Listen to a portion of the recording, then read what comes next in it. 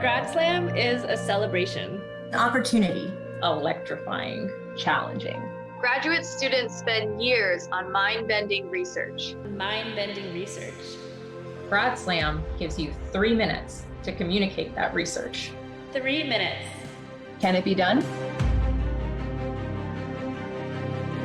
Grad Slam is an annual contest to communicate graduate-level research in just 3 minutes. The objective is to make the world-class research taking place every day here at UCI by our exceptional scholars accessible to anyone. For those who choose to throw their hat into the ring, Grad Slam provides the skills needed to engage the public in their research. It just so happens to come in the form of a pitch competition. At its core, Grad Slam is as much a test of communication skill as it is a showcase.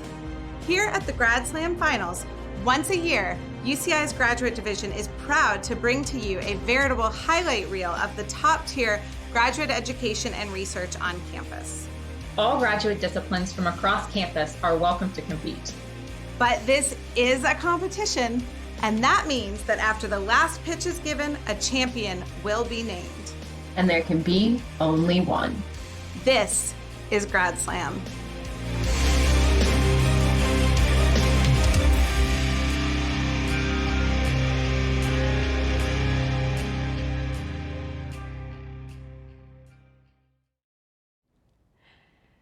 Good evening, and welcome to the 2021 UCI Grad Slam Finals. We are thrilled to have so many of you joining us this year in our reimagined virtual event. My name is Bree McWhorter, and I am the founder of Activate to Captivate and the speech coach for this event. I'm thrilled to be your host this evening. Whether you are experiencing Grad Slam for the first time or are joining us again, I want to welcome you to tonight's competition. I am honored to begin by introducing the Vice Provost for Graduate Education, Dean of the Graduate Division, and Kleist Professor of Informatics, Jillian Hayes.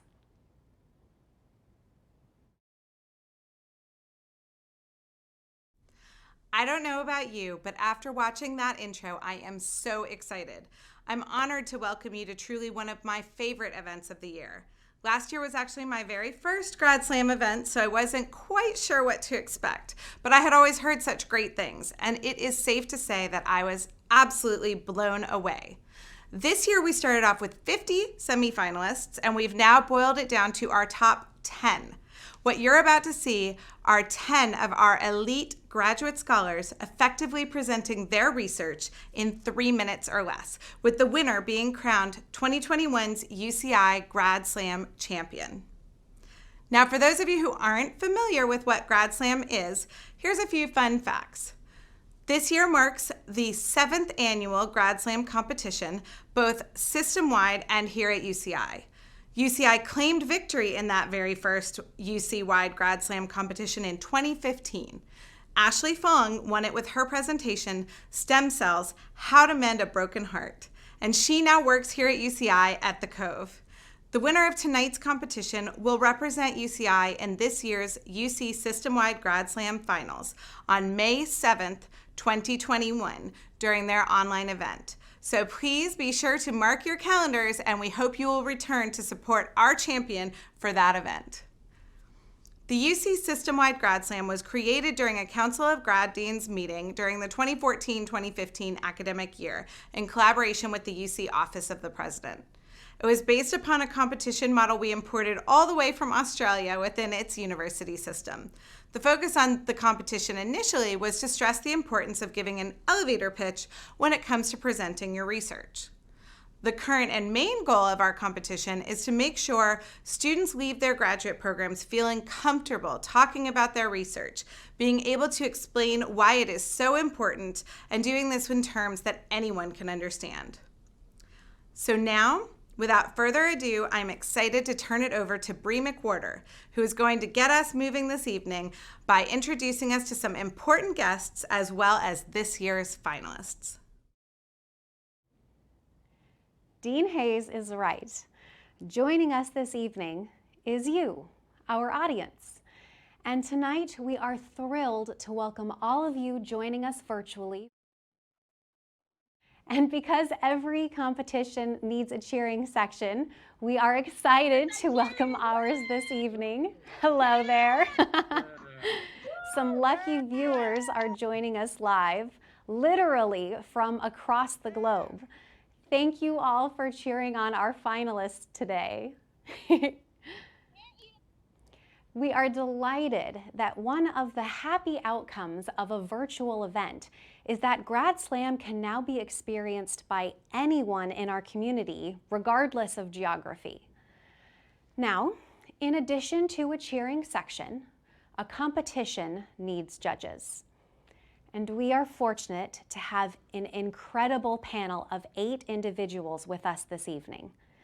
Please join me in welcoming our esteemed judges who have a very tough job tonight.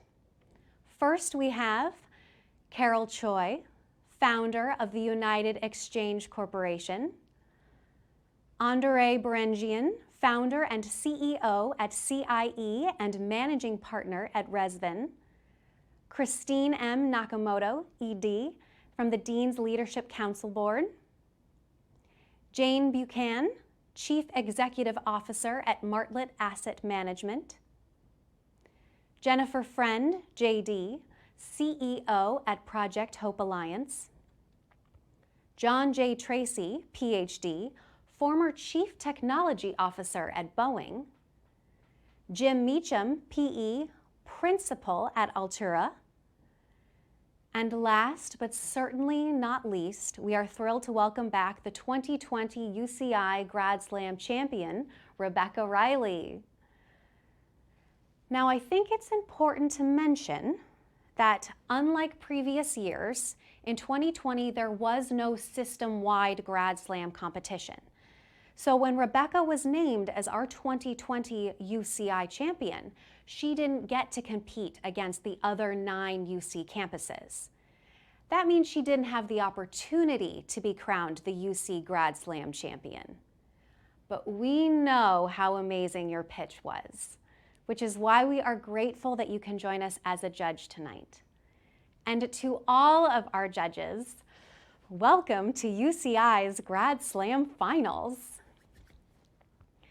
Next, I am thrilled to introduce our stars of the evening, the 10 Grad Slam finalists.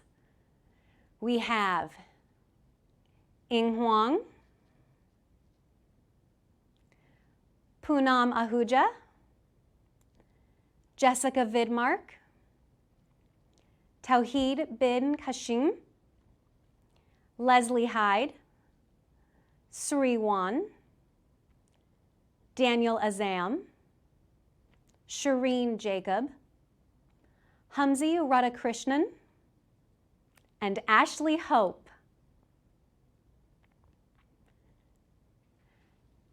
Now, we have one final group of esteemed guests that I am especially excited to introduce you to.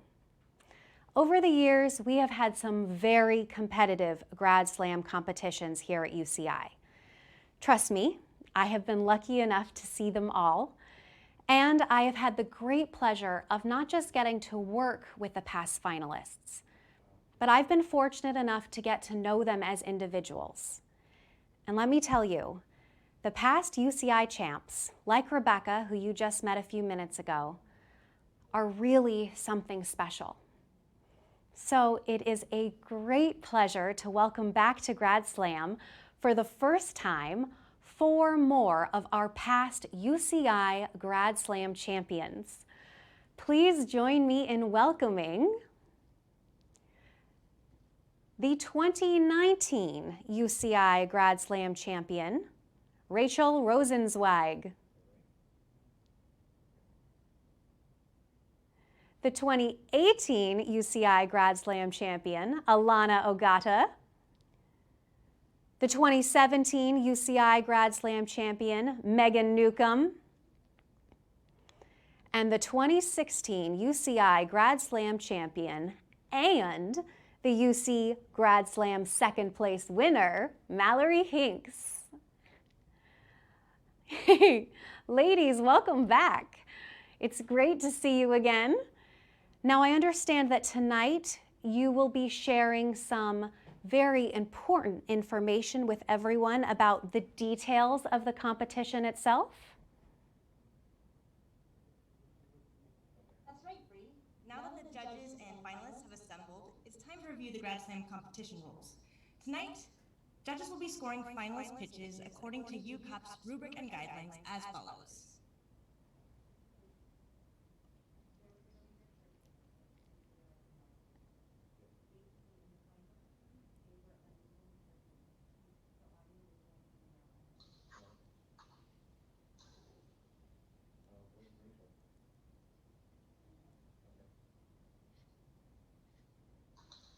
Oh, it looks like we can't hear you, Rachel.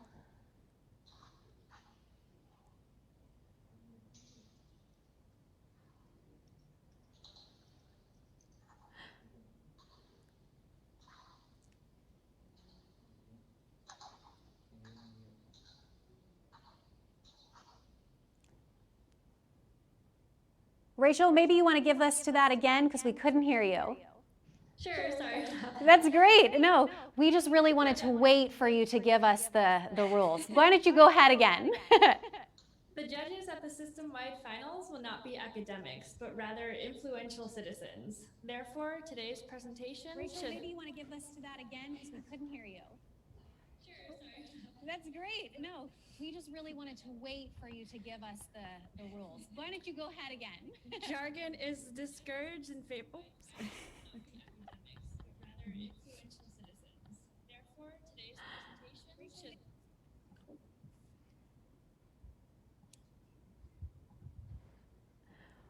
One moment, please. We really want you to Judges at the gear up for system-wide this next finals will stage. not be academics, but rather influential citizens. Therefore, today's presentation should not be judged solely on their academic merit, but on the significance of the research and the skill of the presenter to inform and engage their audience. Jargon is discouraged in favor of understandability. Contestants may, but are not required to, use up to 3 PowerPoint slides in their presentation. Contestants who do not use slides should not have that automatically held against them.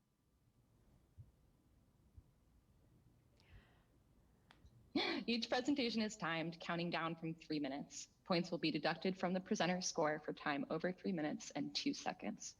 After each presentation, judges will be given a few minutes to score the presentation using the rubric. This year, we will all have an opportunity to get to know each of the finalists a bit better through some interviews, including a brief chat that they will have with our host, Bree, while the judges complete their scoring. But remember, it is only the pitch that the finalists are being judged on today. And another important note to keep in mind, as we adjust Grad Slam to a fully virtual environment, is that finalists are no way judged on the quality of their audio or video. Rather, the judging focus is on the presentation and the ability to communicate research to a non-specialist audience. At the end of the competition portion of the event, judges will briefly leave the live event space as the final scores are tabulated, reviewed, and confirmed in order for a champion and 2 runners-up to be determined.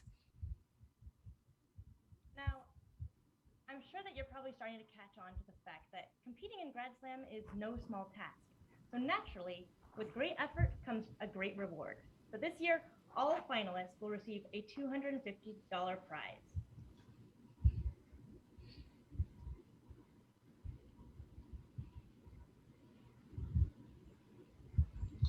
Wow, Mallory, that is quite a nice surprise. It means that no one leaves empty-handed today.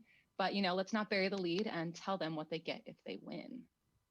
All right, so tonight's 3rd runner-up will receive $1,000. The 2nd runner-up will receive $2,000, and tonight's winner will receive $5,000. Will be named UCI's Grad Slam champion and will go on to represent UCI in the UC system-wide Grad Slam competition on May 7th in the final showdown for the highly coveted title of UC Grad Slam champion, and of course, the Slammy. That's a lot on the line tonight, Mallory. We know this moment well. But before we turn it back over to Bree to kick off the competition itself, I just want to encourage everyone to reflect on one thing before we begin. From those of you joining us at home to our judges and of course our finalists, let's remember that while Grad Slam will test skill, it is also a wonderful celebration of the promise of graduate education. We are about to embark on a journey through some of the best up-and-coming research at UCI by some of the most talented scholars prepared to launch.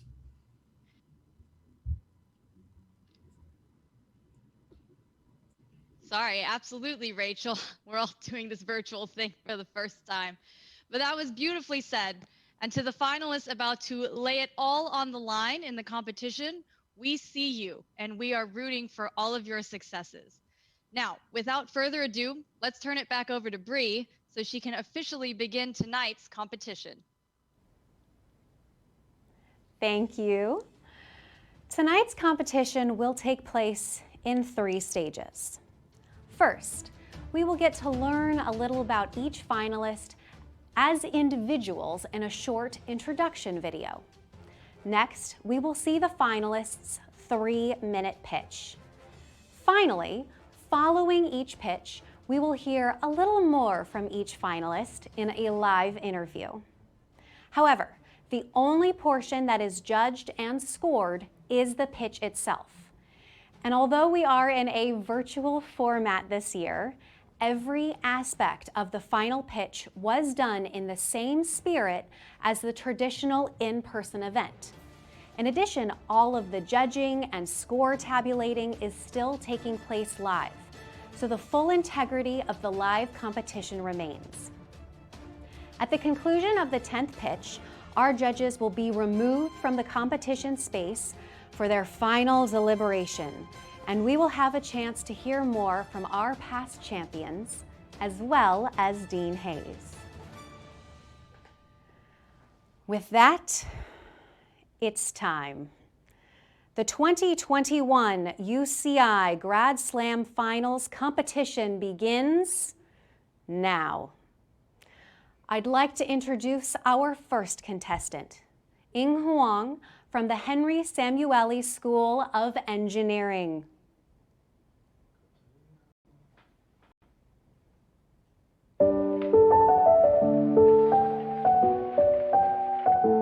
Hi, my name is Huang. I'm a PhD candidate in Department of Material Science and Engineering.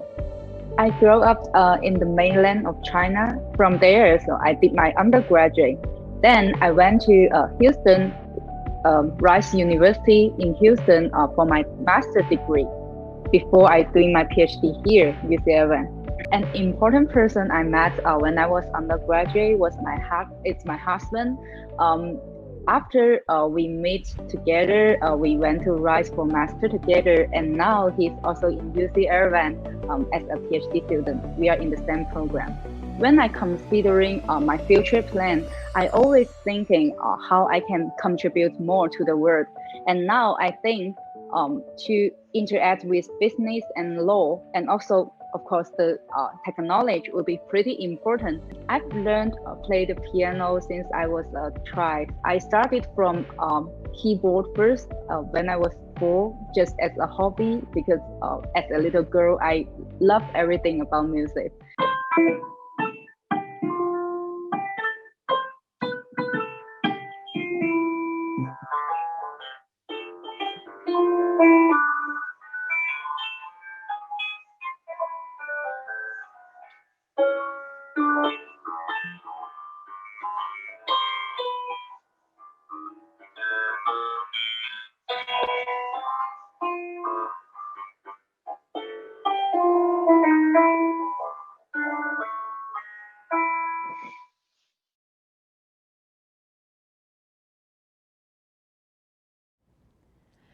Now that we've gotten to learn a little about Ying, it's time to hear her pitch, titled Cheerful Catalysts, Help Hydrogen Energy Come into Our Lives.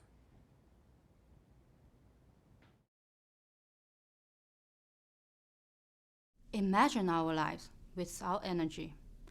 We would not be able to turn on the light, make a cup of coffee to wake ourselves up, or drive to our favorite restaurant to enjoy the delicious Kung-Po chicken. That is terrible. What's worse, that might be our future. Currently, human beings are mainly relying on non-renewable energy sources, fossil fuels. If we are not going to change this situation, the nightmare will happen. That's why scientists are now trying to diversify our energy sources. That's how hydrogen comes into our lives. Hydrogen can be produced from multiple energy sources. It can react with the oxygen in the air and emit only water. During this reaction, chemical energy of hydrogen and oxygen can be converted into electricity. Sounds great, right? But in low temperature, hydrogen and oxygen will not react when they simply meet each other. They need a helper. This helper is what we call a catalyst in chemistry. For this reaction, the best helper is platinum-based materials. However, platinum is a very expensive metal. With platinum inside, everything benefiting from this reaction will be at a high price. Another choice is heat-treated iron-based materials. This costs much less, but the performance is not good enough. Well, unfortunately, I cannot control the price of platinum. But as a material scientist, I can try to improve the performance of iron-based catalysts. To make the product better, we need to understand more about its manufacturing process. Here, the heat treatment. Currently, this process is a black box. People have no idea how heat treatment turns the iron-based material into catalyst. What I am doing right now is to reveal this secret. How? Using X-ray and advanced microscopes. With the help of those techniques, I observe the process from chemical and structural perspectives. This helps me learn the transformation pathway of iron-based material into catalyst. With this information, I can make the heat treatment product with desirable properties. This means I will be able to make the cheerful and cheap catalyst to better help the hydrogen react with oxygen. The energy sources can then be diversified by letting hydrogen come into our lives. So we can still turn on the light, enjoy cups of coffee, and drive to wherever we like. Thank you.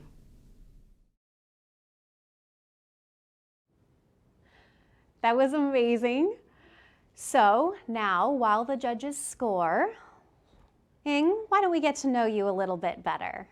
Yeah. What's something that not a lot of people know about you? I feel like from most people's eyes, I'm not a person that is eager on outdoor activities, but I did have an experience that have 2 day walking in the trails in the West Southern China.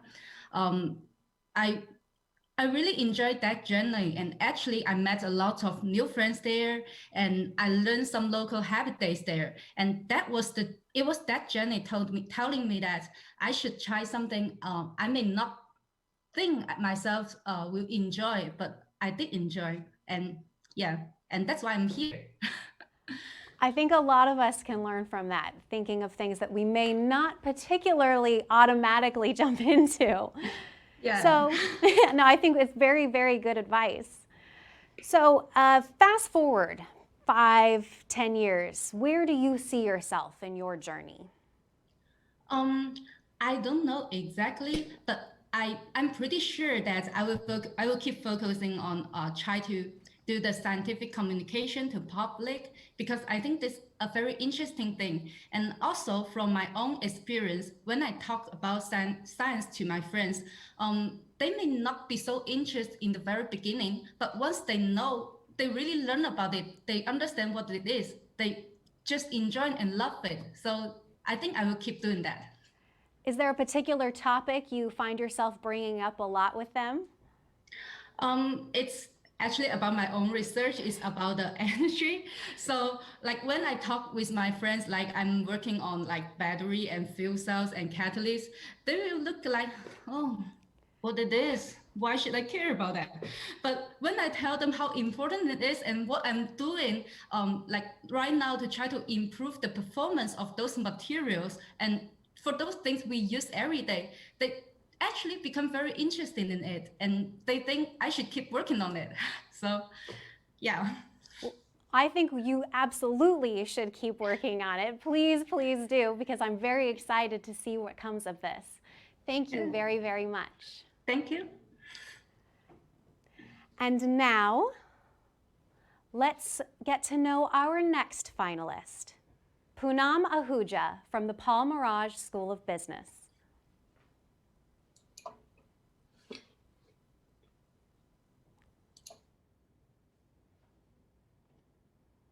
I'm Poonam Ahuja, and I'm currently doing my master's in business analytics at UCI. I have a family full of doctors. My brother is a gynecologist, mom is an Ayurvedic physician, and my late dad, who was an engineer, but he was always more inclined towards naturopathy. And as a child, I used to always wonder, what does it really take to take care of a patient? And one of the important things was the Midas touch of the doctor clubbed with the lovely impact of the medicines. And that's what, as a child, made me really interested in picking up pharmacy, understanding how the medicines act in a person's body and takes care of him. After having worked very closely with patients, it is very, very important that we are able to empathize with them and look at the bigger picture and look at solving their problems. Once we take care of this bigger purpose or the aspects of life, everything else falls in place. Running marathons is something which has always ensured that I was fit throughout, despite having a very busy schedule in my corporate life and also during my education. I think marathon training is something which has really helped me, and I have been able to participate in the marathon at Mumbai, where I have been obviously born and brought up, and I have participated in the half marathon till date. So my next goal for marathon is going to be participating in a marathon in US, and in addition to this, aim for the next bigger level or next challenge for me, which is running a full marathon. So that's my next goal and next step. And now, let's hear Poonam's pitch on prediction of postpartum hemorrhage, PPH, using machine learning to identify patients at risk.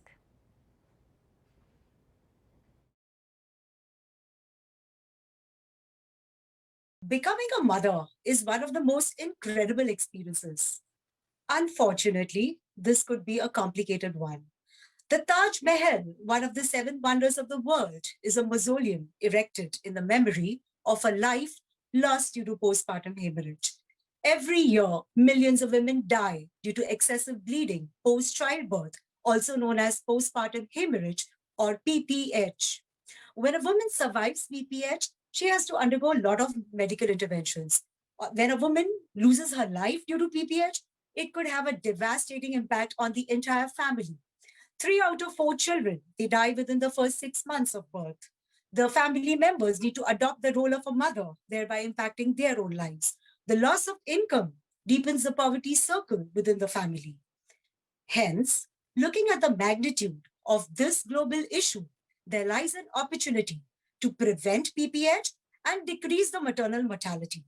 One of the ways of doing this is by identifying the risk factors much before a woman actually goes into labor. And that exactly is the objective of my research, to use machine learning techniques like identifying the qualitative and the quantitative risk factors towards PPH. Adopting the regression models and the various machine learning tools, these models can be further fine-tuned for better accuracy and sensitivity. Within the purview of the Protected Health Information Policy, as per US law, I am trying to collect the data from local hospitals, validating the same, and scaling this project to a global level. With this, we take care of PPH with yet another 3 simple pronged approach of PPH, which is P for prediction, that is predicting the high-risk cases, P for preparation, preparing the right timely interventions, and H for handling, handling with care for better clinical outcomes. The overt benefits of this risk prediction model could substantially impact a woman's individual, social, and the financial burden on her health as well as the health of her family members. The overall healthcare cost associated with the care of a parturient woman. And last but not the least, the overall maternal mortality rate statistics, ultimately reducing the mortality, which is the aim of the United Nations Sustainable Goals Development. The hospitals can utilize this data for preventive measures and prophylactic measures of preventing PPH, and thereby making a big impact. So this giant leap of technology like machine learning could potentially be our small step to make motherhood a truly joyous and a safe experience. Thank you. That is very important work. And now, Poonam, I'd like to ask you some questions so we can get to know you a little bit better. Sure, Bree. Favorite part of your career journey so far? Well, I think the best part of my career journey has been able to make a difference in the lives of women. I have worked very closely in the women's health segment, right from taking care of infertility to taking care of menopause. And that has been like a huge range, right from menarche to menopause. And I think that is something which has given me immense satisfaction. And with my family being full of doctors, I've always got a lot of lovely insights which are clinically beneficial, and also it gives me a lot of patient insights. So I think that has been the most beautiful part of my journey. Absolutely, yes, that's a large range there. And so I know we learned a little bit about you from your video, but what's one other thing that some people may not know about you? Well, I think one side of me which not many people would be aware of is that I'm a very spiritual person. And that comes by, the fact that my entire family has always been very spiritually connected. And that's the values I have got right from my childhood. And I think the principles of spirituality, which I have learned in my life, have given me a lot of benefit in my personal and professional life. The top 3 principles which have really helped me, one is always being in gratitude. I think cherishing the present moment and enjoying the moment, which is actually decorated by God and pre-sent. Present is pre-sent by God. So I think that is one thing which has really helped me. Second thing is the fundamental of detached attachment, that is being able to disconnect yourself from the emotional aspects and being able to take fact-based decisions. And I think last but not the least is the virtue of being able to give back to the society. So I think these 3 things. I love that, and I completely agree, especially about the gratitude part, and we are very thankful for you, and thanks for sharing your thoughts with us tonight. Thank you. And now, let's meet our next finalist, Jessica Vidmark from the Henry Samueli School of Engineering.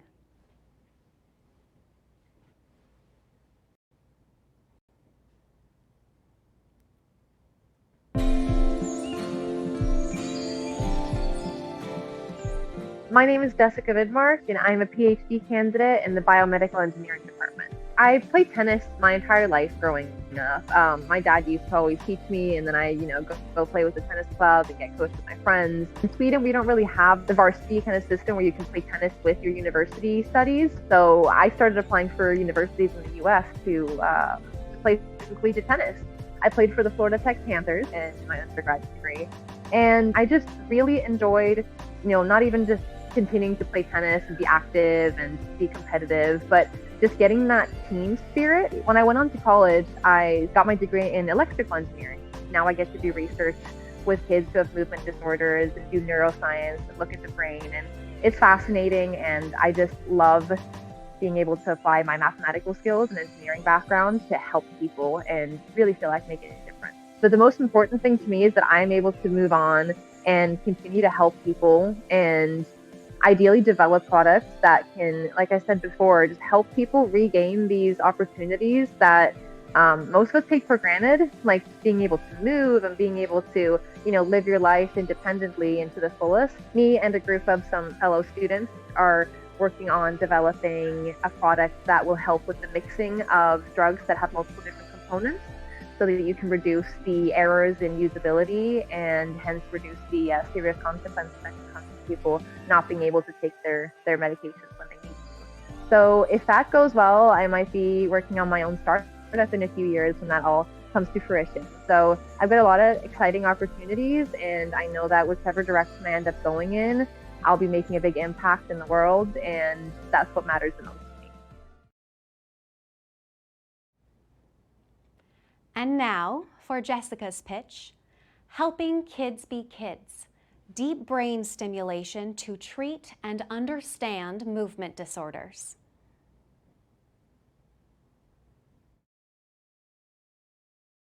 I'd like you to do me a favor and think back on some of your fondest childhood memories growing up.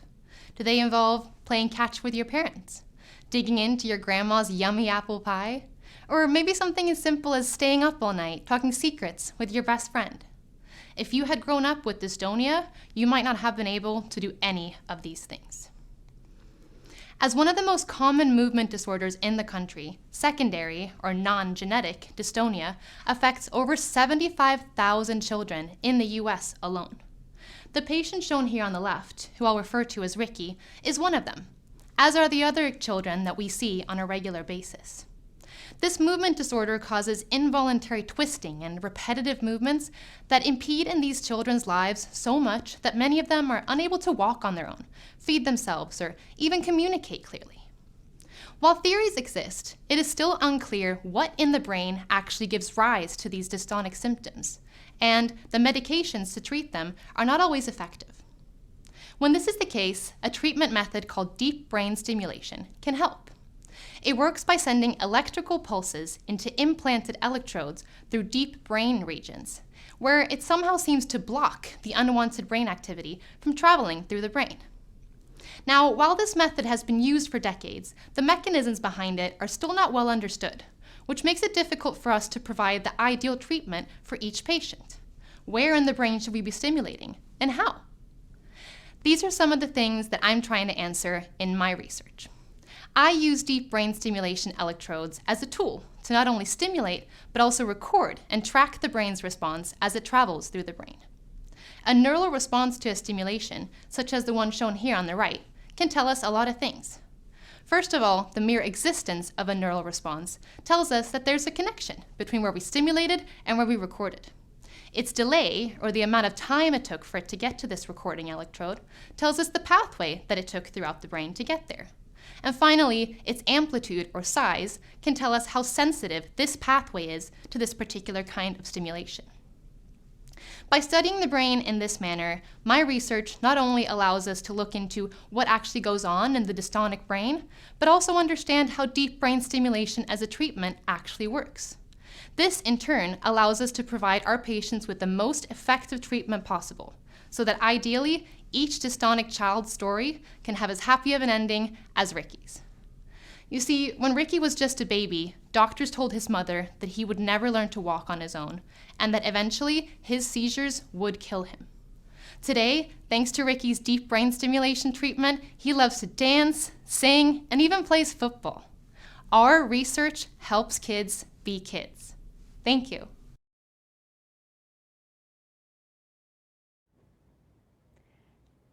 Amazing work. And now, Jessica, let's get to know you a little bit more. Sounds great. So you have a lot of different interests. I was curious, if you weren't being a researcher, what other career might you be interested in? Ooh, that's an interesting question. I mean, even after I finish my PhD, I might, even if I don't stay as a researcher, I might go in to keep doing development of medical devices. So I am really interested in staying in the biomedical field. To me, it's really important to feel like what I'm doing makes a difference. And that is definitely the case right now, just working with the children that we see on a regular basis and being able to help them and actually live their lives to the fullest is very rewarding, and it helps get you through those rough days and helps perk you up on the positive days as well. I know growing up, I always wanted to be a tennis pro. I was never quite at that level, but that's something that I still really enjoy doing. I love sports and things like that. So maybe that would have been me in a different life. Well, I'm glad, though, at least we got to have you in this world, because the work that you do is incredible. Thank you. So, what's one thing that some people may not know about you? Well, I talked a little bit about how I'm from Sweden, which some people can guess right away, some can't. But I have also lived in a lot of other places. So obviously I lived in the US and in Sweden, so 2 different countries, but I've also lived in 4 different states here in the US. I've been to a lot of different universities in my undergrad, my master's degree, and done internships. So I feel like I've kind of been a university tourist, which I really enjoyed. I mean, on my free time, what are some fun facts? I can solve 3 different kinds of Rubik's Cubes. That's like the geeky side of me. I like doing that. I love to sing, and yeah, those are some fun. It's good to let me know about this ahead of time, because I'm terrible at that, so I will never, ever enter a competition with you with Rubik's Cubes. It's very useful. All right, well, thank you very much. Thank you. And now, let's meet our next finalist, Tawhid bin Kasham from the School of Social Sciences.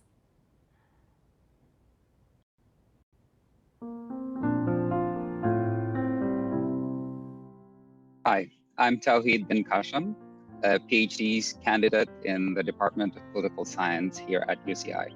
After college, I wanted to travel and get to know people in America, being from outside America.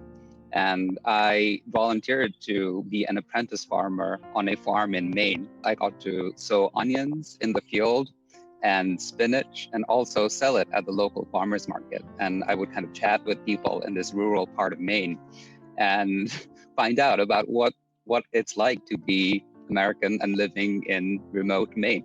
Other than kind of my brief experience with farming, I love being out in the mountains. I've visited some of the national parks around California in Yosemite, but I would like to do kind of more mountain trekking in the US and see the different national parks. After I finished my master's program at Johns Hopkins University, I decided to take up a job teaching in the Department of Political Science at a university in Bangladesh, which is the country where I'm from. And at that point in my career, I was really not set on academia. It was a 50-50. I was interested in research, but I didn't know whether that was what I wanted to really do.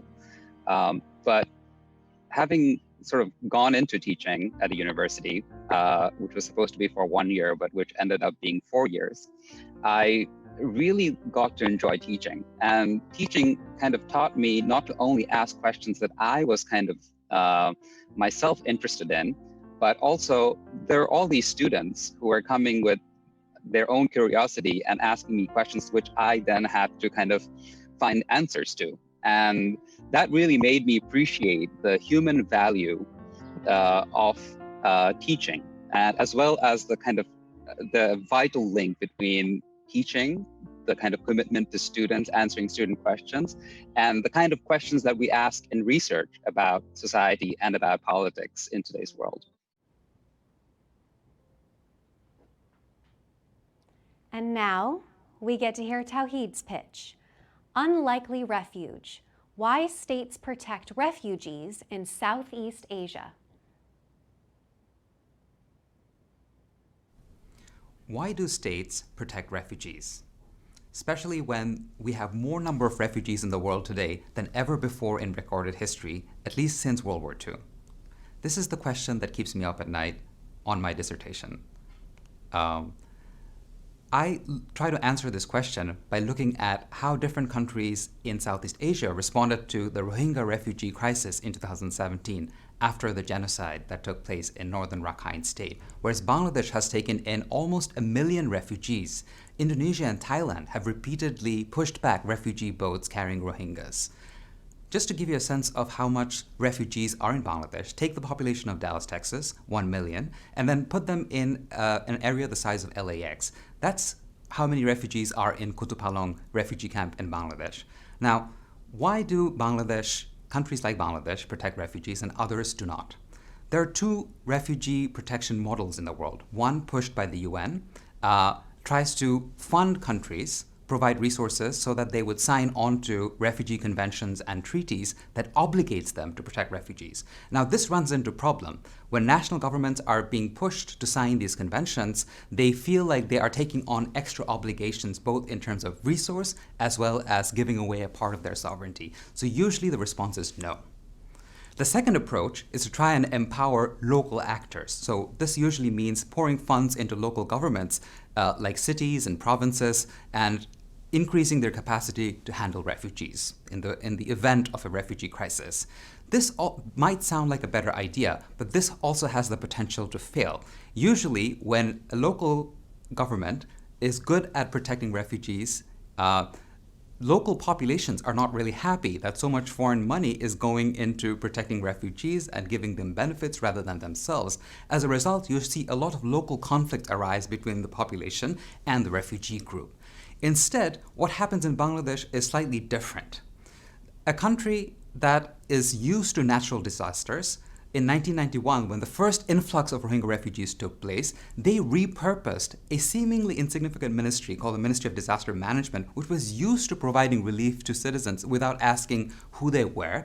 They repurposed this ministry to then protect refugees. Now, this seemingly insignificant choice led to that ministry becoming more and more involved with protecting refugees without asking whether they're outsiders or Bangladeshi citizens. In 2017, when Rohingya refugees came in to the tune of 1 million, this ministry also did not ask whether they were outsiders or insiders.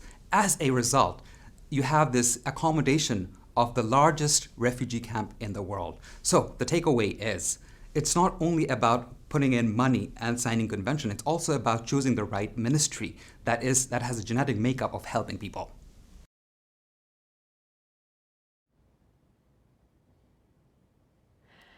Now, Tawhid, I'd like to chat with you a little bit so everyone else can get to know you a little more.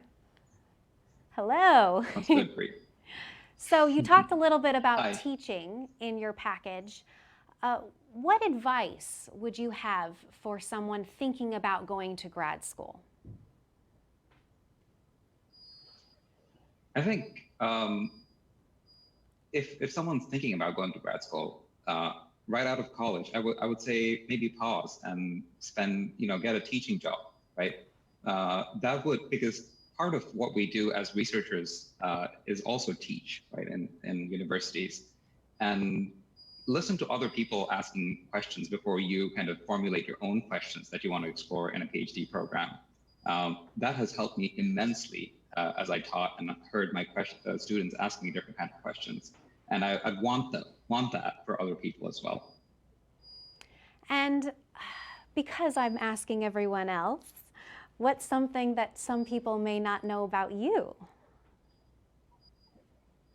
So I grew up in Bangladesh until I came to college at the age of 17. But 2 years when I was in 5th and 6th grade, my family was in this small country called Brunei Darussalam. It's in Southeast Asia that not many people have heard of. So I had to move with my family to Brunei, and I didn't know any English. I was put into a school and I didn't know the local language, which is Malay. And so I had to very quickly learn to survive, to even go to the bathroom, these two languages. And that was an incredible kind of challenge. But I think being put into that situation, I also learned the kind of benefit of really immersing myself in a different culture. And that has been incredibly enriching and has kind of given me this kind of lifelong interest in getting to know other people from other cultures and circumstances of their life, their politics. Well, we're certainly glad that you're here now, and I really thank you for spending time with us tonight. You're welcome. And now, let's meet our fifth finalist, Leslie Heid from the Center for Complex Biological Systems.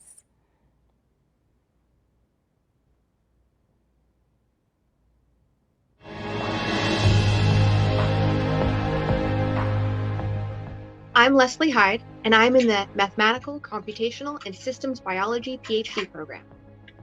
So I have the coolest part-time job. I work for NASA.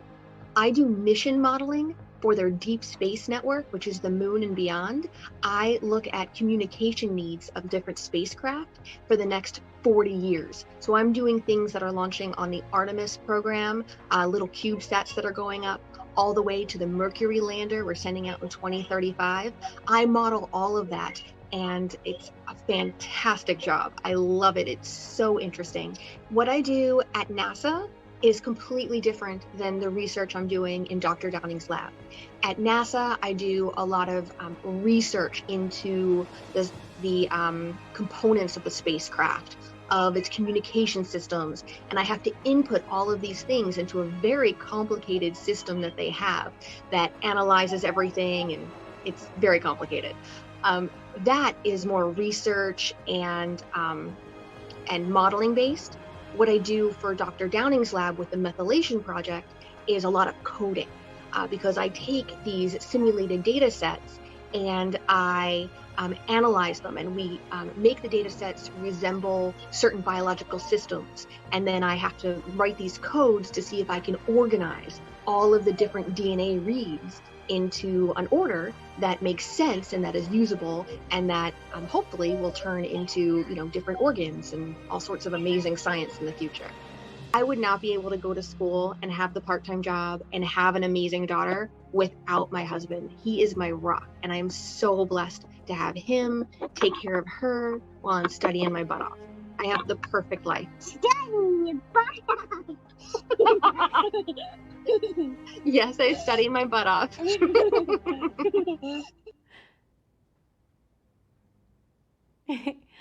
And now, let's hear Leslie's pitch. Window of opportunity, quantifying DNA methylation pseudotime to rewrite a cell's fate. Every once in a while, we unlock a potential so powerful it reaches out and changes humanity forever. In 1953, James Watson and Francis Crick identified the double helix structure of DNA from X-ray images taken by Rosalind Franklin. And in the 68 years since, manipulation of the genetic code has exploded into countless applications and industries. Genetically modified crops, mail-order DNA genealogy kits, new vaccines developed in less than a year to combat worldwide pandemics. And still, we have only barely begun to understand the staggering complexity of this tiny but immensely powerful molecule. Within each of us are trillions of identical copies of DNA encapsulated in the nuclei of our cells. Brain cells, liver cells, skin cells all have the exact same blueprints necessary to make every protein our bodies could ever need.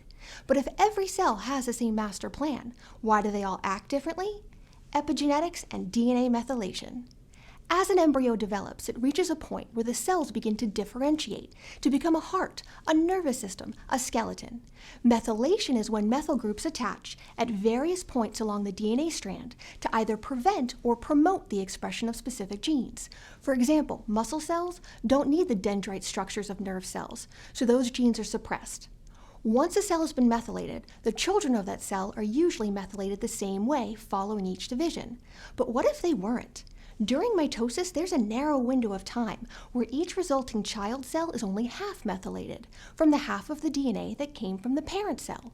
The newly added complementary DNA is unmethylated, but only until new methylase enzymes can attach. Now, what if we could stop the process, or even redirect it? It may be possible to essentially rewrite a cell's fate to become a different cell. The problem is, no one has been able to identify nascent cells at this key cell fate juncture. Current genomic sequencing technology cannot pinpoint this narrow window because their DNA libraries come from cells at varying stages in the cell cycle. That's where I come in. Determining the age of cells based on their position in a biological process is known as determining their pseudotime. No one has yet developed pseudotime based on methylation signatures. My research is to quantify methylation pseudotime in order to identify nascent DNA strands. Once identified, a whole host of new, targeted experiments can be performed with the ultimate goal of redirecting cells to perform different tasks. Someday, from a simple swab inside a patient's cheek, we could grow a replacement liver or kidney, or replenish bone marrow with a perfect match. My work will be a vital step in unlocking this potential, and once we succeed, humanity will be changed forever. Thank you.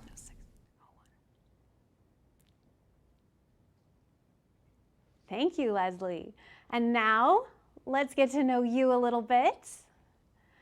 Now, let's be honest, it's going to be hard to top NASA, but is there anything else that some people may not know about you? There are actually two things that people don't know about me. The first one is that I have no Google foo, which is when I don't know something and I need to look it up online, I don't even know the right keywords to use to get the information that I want. I have no foo, no Google foo. I can't find anything when I look online. It's terrible. And the second thing is that I really want to dye my hair a crazy color. It's the pandemic. I'm at home. Nobody can see me except for right now. But I want to go blue or purple or something crazy. But I just haven't had the guts to do it yet. So have you tried the filters to give you a taste of what it's like, and so you can sort of, in the virtual world, feel it out? What do I have to Google in order to pick up one of those? I see the problem. I'm understanding now. Never mind. We'll talk afterwards. Oh, thank you. And then if there's maybe one piece of advice you have for people thinking about grad school, what would that be? Wow, that's a really good question. I would have to say, just do it. Because I have imposter syndrome, which is where I don't think I'm as smart as all these other people in my labs and classes. Like, they're brilliant and they know how to work all this complex equipment, and I don't know any of this stuff. But that's the thing, I'm here to learn. I don't know any of this stuff yet. So when I was applying for grad schools, I was like, am I smart enough? Am I good enough? And I'm just really glad that UCI gave me a chance. And I know that I'm going to study my butt off. And I will know all these things, and I will be good enough. Yeah. Yes, absolutely. And I think we are all learning from you all tonight about the fabulous research that you're doing. So thank you for being here with us tonight. Thank you. And next, I'm excited to introduce you all to Sriwan from the School of Education.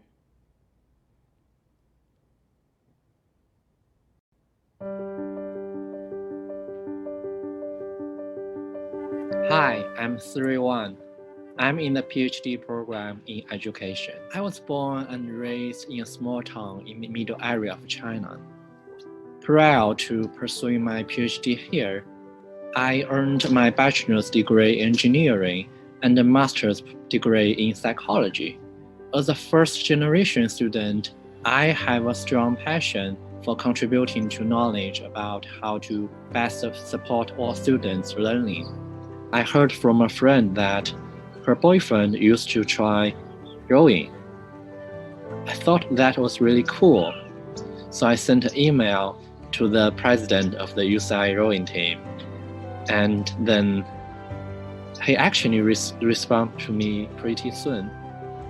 So the next morning, I went to the boathouse at Newport Beach and watched their training. And after that, I went to practice almost every morning that year. Rowing is definitely a sport that requires teamwork. And I think it's nice because you can make friends. And also, for rowing, you have to learn to manage your time well because you have to wake up early in the morning and practice for maybe 2 hours. Then you come back to your normal school life. After I graduate from UCI, I plan to find a postdoc position and pursue my career in academia because my passion is educational research and I want to contribute to the knowledge of how to support students' learning and how to help every student to achieve their potential.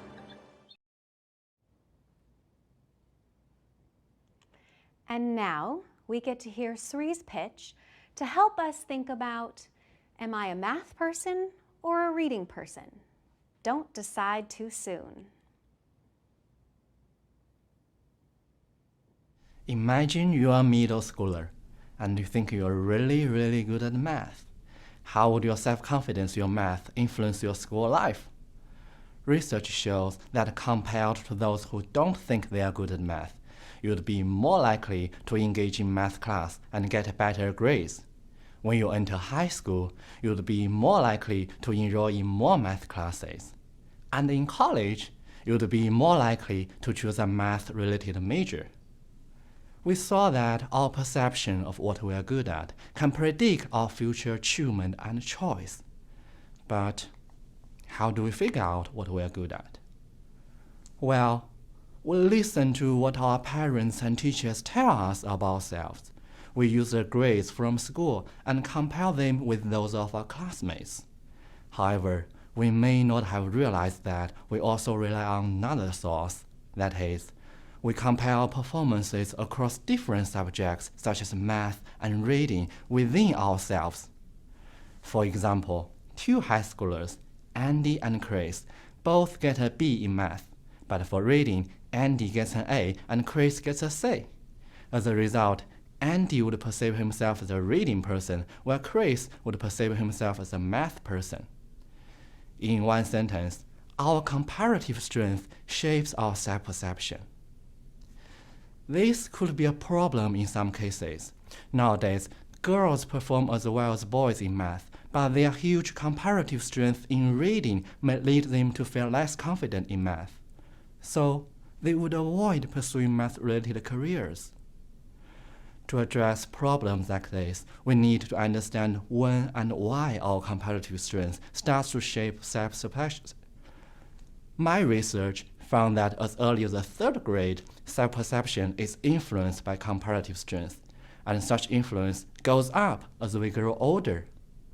My colleagues and I think that social environment plays a big role in the process. Our society values specialization and pushes us to pursue specific fields early for potential economic benefits.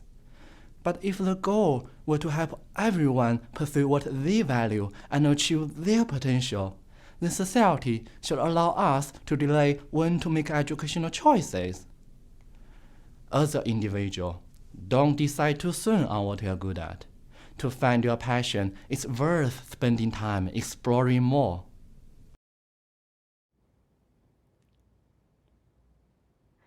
Now, Sri, can we chat with you a little bit so we can get to know you a little better? You talked a lot about education and how important that is for you. When you think maybe 5 or 10 years down the line, what dream job do you see yourself having? Thank you, Bray. That's a great question. I feel like I'm currently doing my dream job.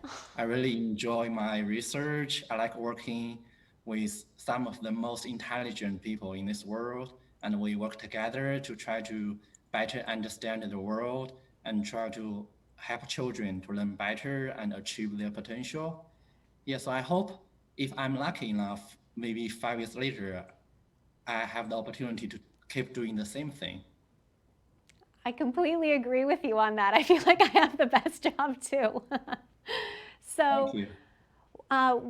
What's something maybe not a lot of people know about you? Yeah, I would say that I used to plan to become a therapist, like a clinic psychologist. Mm-hmm. So I attended a lot of training workshops for like drama therapy or dance therapy, and I even passed an exam and got a license for working as a clinic, not a clinic, but a counseling psychologist in China. Wow. All right. I wasn't expecting that as an answer. And then Yeah. what's maybe, since you have so many accomplishments in your career as this license and through the rowing, what's one Thank you. moment you're very proud of so far? I think, yeah, that's a good question. I think I would be proud of myself if my parents are proud of myself. I mean, if they are proud of me. So I think they are proud of me studying abroad and working on my PhD. So I'm also proud of that. Well, we're very, very proud of you too. So Thank you. thank you for all of your work and for being here tonight. Thank you. Now, let's take a moment to meet our next finalist, Daniel Azam in the MD MBA program.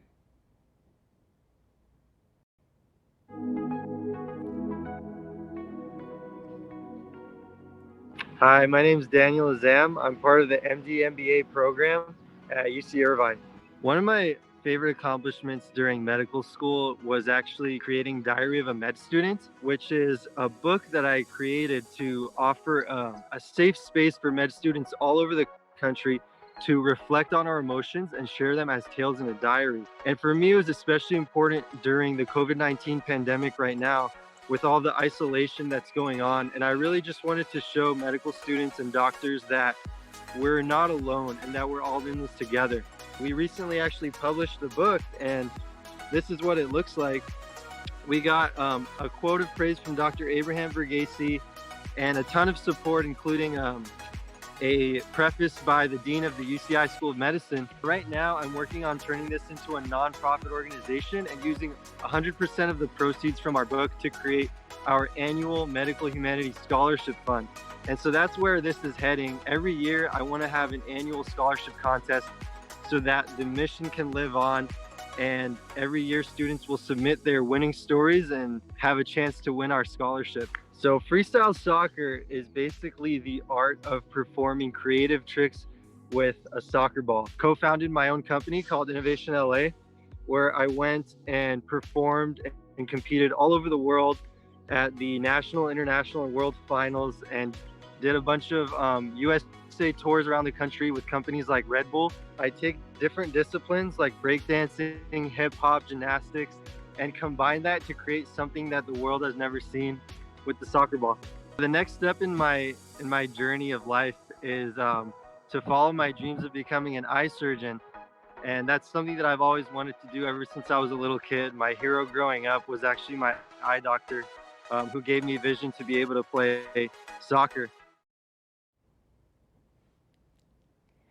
Now, let's hear Daniel's pitch on digital epidemiology. The future of medicine is hiding in plain sight.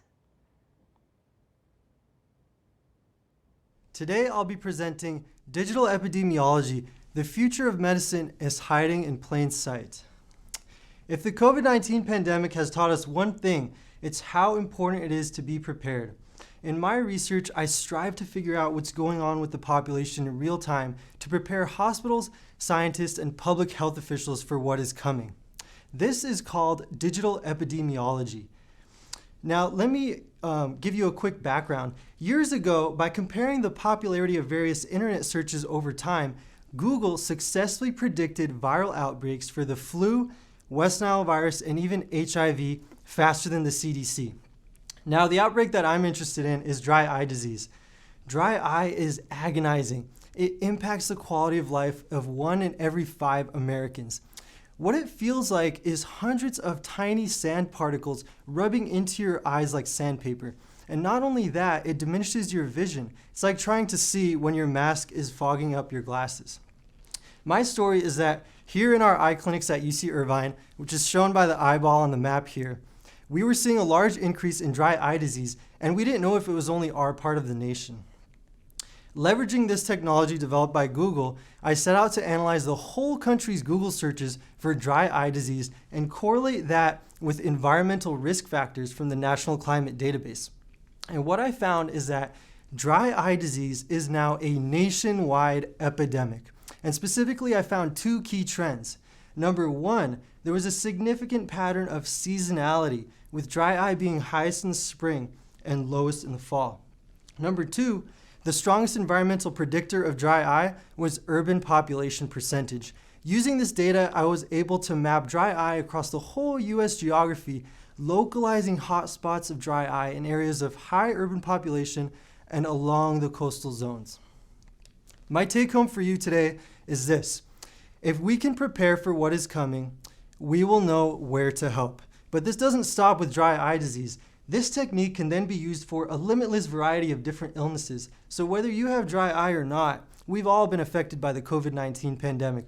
And my hope is that future researchers will be able to use our digital epidemiology techniques to spark a new era of epidemiology using machine learning for earlier detection of future pandemics through surveillance of symptoms within Google searches. Faster prediction means better resource allocation to prepare hospitals, earlier discovery of curative drugs and vaccines, and guiding public policy to prepare for future disease pandemics ahead of time. Thank you. That's amazing and very valuable work. Daniel, let's chat with you a little bit. Accomplished a lot. What's next in your journey? Yeah, so actually the next step of my journey is through my medical residency, where I'll be pursuing ophthalmology, which is actually eye surgery. And I'll be going next year to Tufts University New England Eye Center in Boston. That's yay! You've got it planned out. Yeah. And I know we heard a little bit about all of the work that you're doing, but what's something else people may not know about you? Yeah, so everyone knows that I love soccer, but something that not too many people know about me is that I'm also an ultramarathon runner. And that actually started years ago when I did my first 500-mile pilgrimage by foot from France to the ancient end of the world at the tip of Spain. And so after doing that whole spiritual and physical journey, then I kind of asked myself, well, if I can walk so many miles, then I could probably run so many miles. So that's kind of how I got into running. And from there, it just took off. And actually, this year, I just qualified for the World Summit of Trail Running, which is called the Ultra Trail du Mont Blanc, which is a race that takes place at Mont Blanc in France and Switzerland. Wow, how long is that? That one is 50 kilometers. So it's a good, it's a pretty long distance. But the exciting part about it is that you're going like up and down through the mountains. So in the bottom of the valley, it's nice and warm. But then as you go up to the top, it's covered in snow. And you're kind of out there in the wilderness on your own, facing nature. Well, I think I'll definitely take the advice to walk those miles before attempting the running, but I'm very, very impressed. And right, good luck. Thank you, appreciate it. And now, let's hear from our next finalist, Shireen Jacob from the School of Education.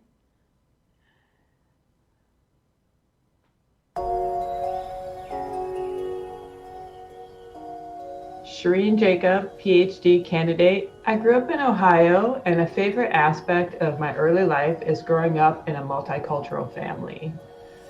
My mother's from Egypt, and I grew up speaking Arabic, and I also grew up in a high poverty household. So you're next. I'm very mixed in having like both aspects of Middle Eastern and US American culture as part of my identity. These factors kind of shaped who I am as both a person and an educator. And so this is why I really promote computer science education for multilingual students, because it's such an empowering career that gives students power and prestige in the 21st century and also helps them function better as citizens. But at the same time, I'm also teaching the language skills that will enable them and empower them to overcome the types of barriers that I myself faced as a child. Do things you enjoy in the second language, like listening to music, and really just try to immerse yourself in the culture, but also be proud of your first language. Be proud of the language that you grew up speaking and use that and the similarities between your language and the language that you're learning to help you learn. Most recently here at UCI, especially during the pandemic, I've taken up paddleboarding. I find it a safe way to get out and experience the outdoors, and it's also such a beautiful and calming sport that really helps when you're doing something like a PhD. You can go out there and paddle and just enjoy the beauty, whether it's the ocean or a harbor or canals. So I really think I've taken advantage of Southern California and hope to stay in Southern California when I graduate so that I can continue to enjoy the beauty that this place holds. And now for Shireen's pitch on breaking the code, unlocking computer science for multilingual students.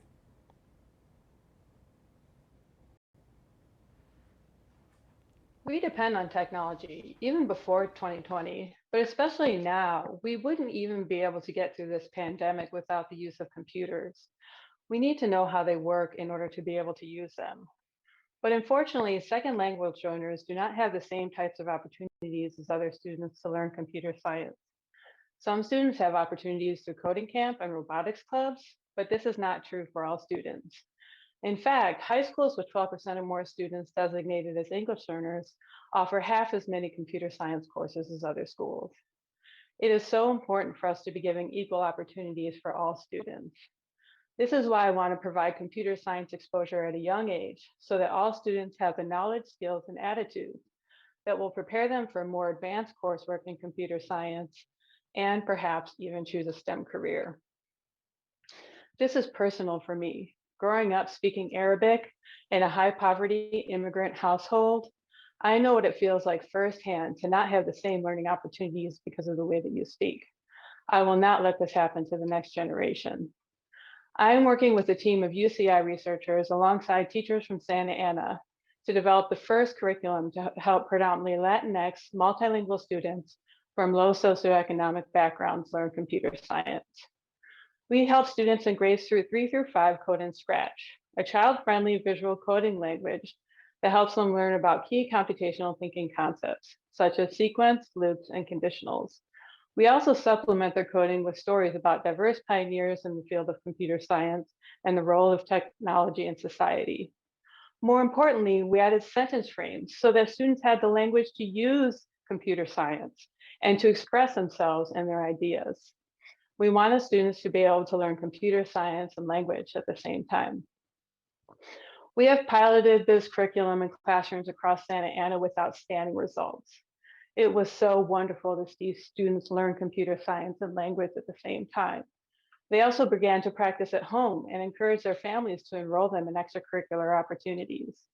We are now scaling this curriculum out to all 4,000 fourth grade students in the district, and other districts such as San Francisco and Chicago have shown interest. By unlocking the doors to computing, we help diverse learners develop the types of creative and innovative approaches to solving problems that we as a nation face. By breaking the language code, we not only help all students, but with them, build a better and more just world.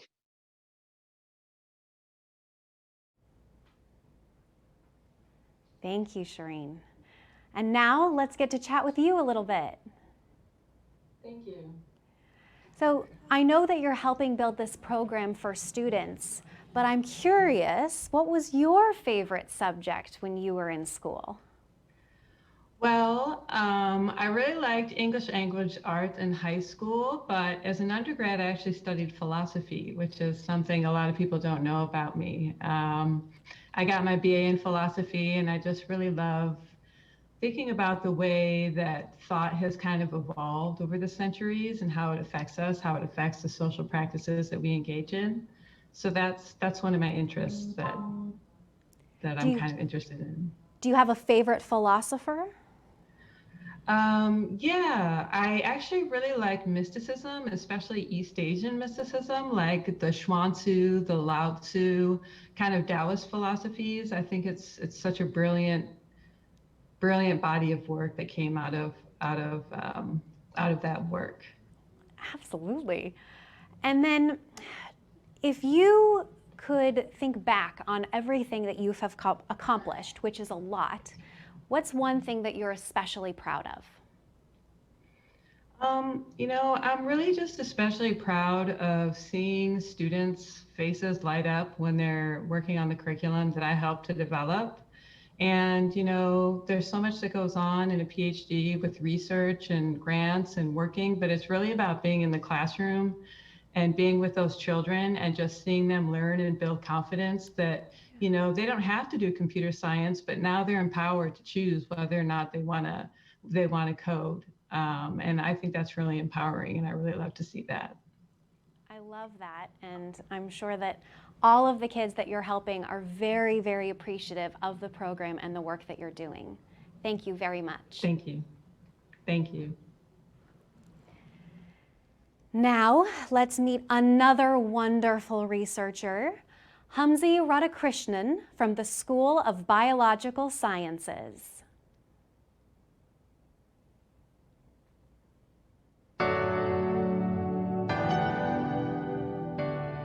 Hi, I'm Hamzi Radhakrishnan, and I'm a PhD candidate in the Department of Neurobiology and Behavior with Craig Stark. What drew me to neuroscience is kind of what draws anybody to neuroscience.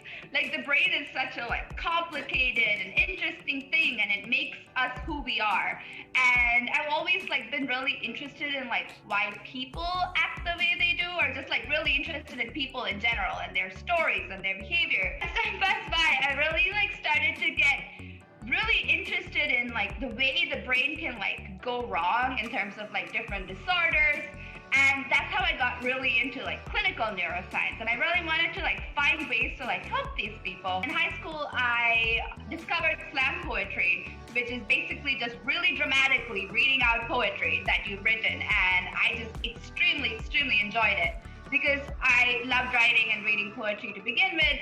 It was a great place for me to express myself, but also the fact that I could just really put my voice into it gave me a lot of joy. So I spent a lot of my college years performing slam poetry in little pubs and little cafes, and that's one of my fondest memories in college.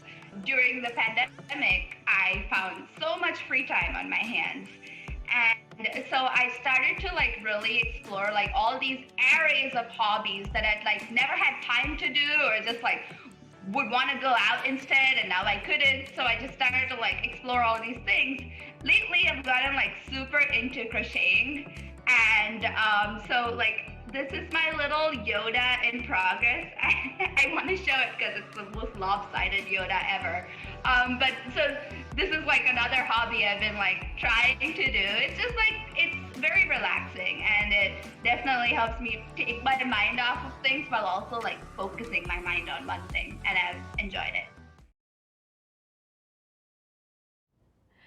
And now let's hear Hamzi's pitch on diffusion diagnosis, using water to image the brain.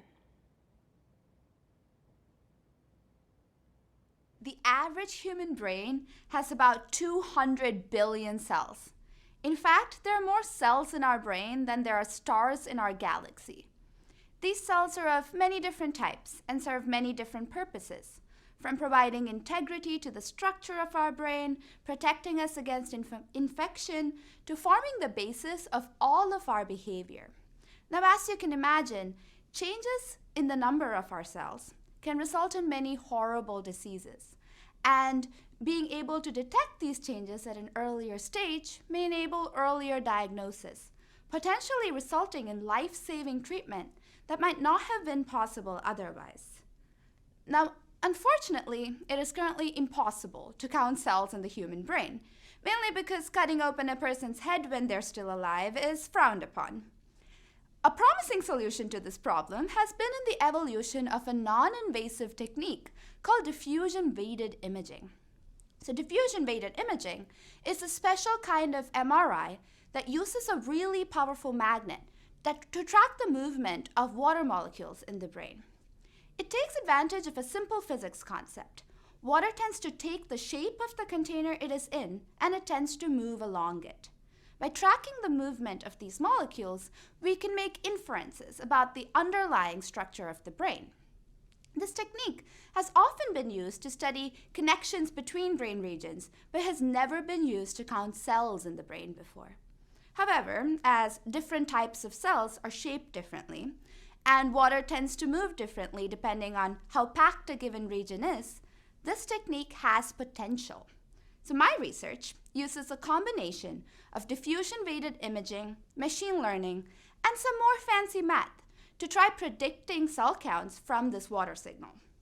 So far, we've been able to successfully build a mathematical model that can accurately estimate the counts of different types of cells in the mouse brain. We had to start off with the mouse brain because we need to know the true number of cells to assess how well the model works. The next step is to implement a similar pipeline in the human brain. Neurological disorders like Alzheimer's disease are extremely heartbreaking, and this pipeline could be a very powerful, non-invasive, and clinical tool that could enable earlier diagnosis and hence more proactive treatment strategies that could save many lives. Thank you so much for listening to me. Now, Hamzi, let's get to chat with you a little bit. So I did not know about the slam poetry situation, and that really excites me. Is that maybe an alternative career that you might have if you weren't in research, or is there something else you might do? I don't know if they pay poets that much, but they don't pay researchers that much. But I don't know. I've always wanted to make commercials. So that I don't think I'd ever do it, but I've always been interested in how commercials were made. So that could have been an alternative career. You cut out a little in the studio, but it was all fantastic. I'm sure everybody else heard you. Now, my next question for you is, I keep thinking about the Yoda. Is that the best project that you're the most proud of so far? Or is there another endeavor on the horizon? That is the first thing I did. It turned out better than I expected it to. He has a robe and arms and ears now. He's not a malfunctioned, broken Yoda anymore. So it turned out better than I expected, for sure. But I haven't been doing anything since then, no. And then when you look back on your career, what's one moment that you are particularly proud of? That is a loaded question. Or one of the many things? That's not why it's loaded. I think graduating college was definitely like a special moment, like it is for most people, I'm guessing. It was, I didn't particularly enjoy the things I did in college, but so I was kind of happy to be done with it. But it was also a very pivotal moment. I had a college degree, and that was pretty exciting. And it led you here, which is incredibly good. And then maybe what's one other thing that you have been involved in on campus that has been rewarding for you? Oh, thank you for that question. So I've been doing outreach with CNLM and Manuel Ayasa, and what we do is we have these events where we go to schools. I mean, we used to go to schools back when it was legal. We used to go to schools and talk to them about the brain and show them human brains and just talk to them about how cool neuroscience is. And that was always really rewarding because kids ask the coolest questions, and they kind of you can feed off their curiosity for a really long time. So no, I think I'm still feeding off of a lot of their enthusiasm. I'm right there with you. I completely get it. Well, thank you very, very much. And now, but certainly not least, let's meet our final contestant, Ashley Hope from the School of Medicine. Hi, my name is Ashley Hove, and I'm a second-year medical student. Every time I have like a long weekend or a break, I plan a trip. Haven't been able to go on any of them lately, but they're all stored up and I'm ready to go as soon as things have opened up. One of the things I learned when I was traveling was to be more spontaneous, to be more flexible. I think I also discovered traveling by yourself is like a really interesting experience. I felt really free and independent and very adventurous. Something else that I did more when I was traveling was just like reflecting and like appreciating the space that I was in. So I started doing this thing where in every city I would buy a postcard and write a note to myself. And so now I have this collection of postcards and I've made it a thing. Every time I go to a new city, I'm going to collect a postcard and write a note to myself. Sometimes when you pick up like a really good piece of literature, you get lost in it. It like consumes your mind for days. And especially with plays, I have a lot of fun like reading them out loud, doing the monologues, picturing what like the staging could have been. And there's just like a particular art to writing plays that I really appreciate and that have a lot of fun reading. But I decided that I'm going to make my niche in medical humanities. And specifically, I'm interested in using performance and literature and poetry as a way to, one, process the medical experience for medical trainees and physicians who are practicing, and then also to bridge the medical and general community.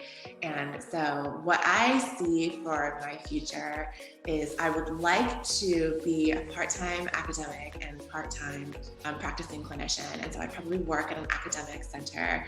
I'd love to teach medical humanities, to run a program like one that we have at UCI, where I am creating classes and organizing lectures and activities that help med students and residents reflect on their experiences and to think about how important it is to have a multidisciplinary and patient-centered view of medicine.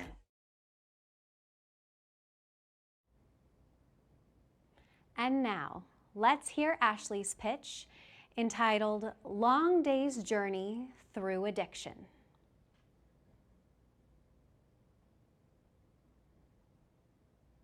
Take a walk with me on a journey back to the year 3400 BC, where the Sumerians are the first on record to cultivate the opium poppy.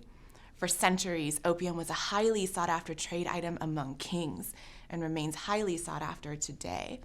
In 2017, the opioid crisis was declared a public health emergency, and in 2019, over 153 million prescriptions for opioids were dispensed, resulting in a record number of opioid-related deaths.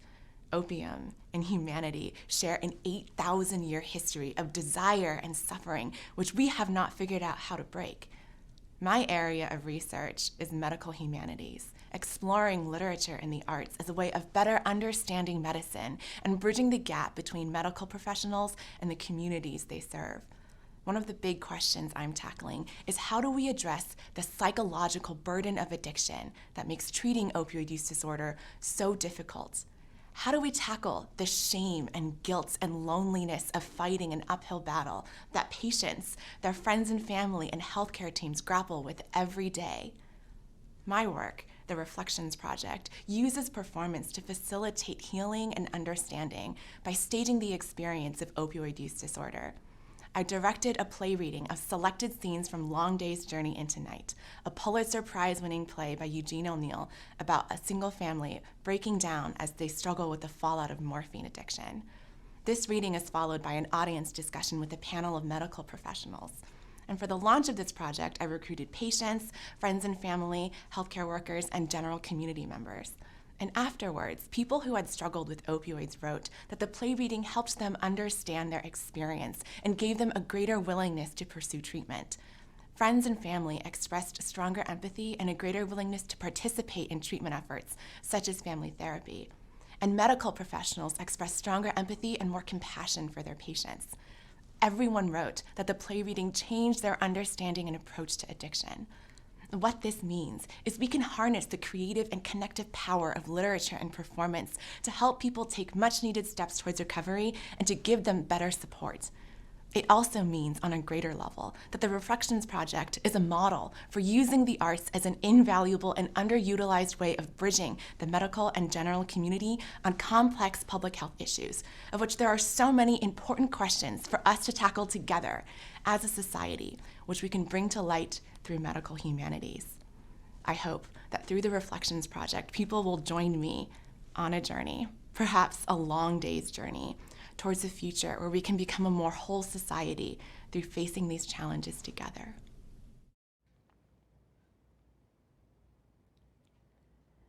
Now, Ashley, let's get to speak with you a little bit.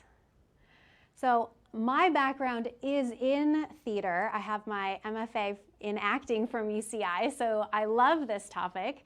I'm curious, is your favorite playwright Eugene O'Neill, or do you have a favorite playwright in general?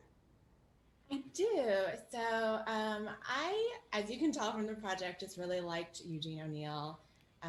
His work is just really gets at the complexity of relationships and is just really fun to read. And do you find yourself wanting to perform all of the time, or are you liking the split between the academic side and then the performance side a little? I do like the split. I find it's because I am not very good at performing in real life. I think in real life, I find I'm a little bit of like a spontaneous mess. I don't necessarily know what to say.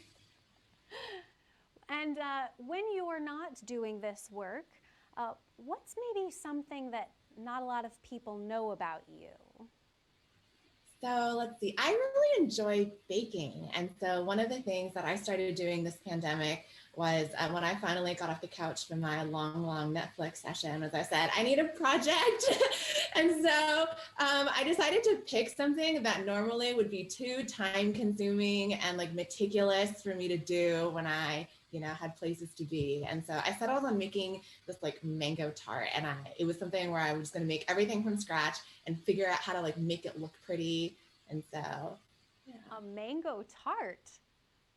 All right, well, once this is all over, maybe then we can have a big party and you can share it with everyone. Yes, we'll celebrate. That'd be great. Well, thank you very, very much.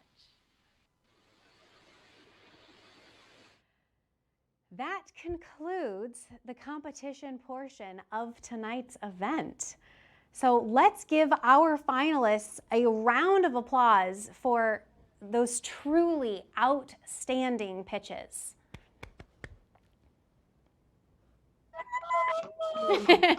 Yeah! Woo! I hope you all are cheering with us at home too. I'm loving this audience wall. And there's pom-poms. It's amazing. So now it's our job to do the hard work. We have to wait for a result. But to help us get through this process, I'm going to invite Dean Hayes back, as well as our past champions. Hello, everyone. It's so nice to see everyone again. Hi, Bree. So I'll maybe start off the questions and then we can sort of have a discussion while the judges are in the deliberation room. Rachel, you are our most recent winner. So what do you think is the best addition to this new virtual format of the competition? What is the best addition, you said? Yeah, with it being a little bit different this year, what do you think is better with this one? Well, I don't think we've ever been able to do those intro videos before, so that was really nice to actually get to know the background of the contestants as well as the questions afterwards, so we kind of get a full picture of who they are. Absolutely. And then does anyone want to maybe jump in? I know that you haven't been with Grad Slam most recently, but how has Grad Slam maybe affected your career and how is it being back? I guess I can Bree, jump in at that. Go, Mallory, go. Okay.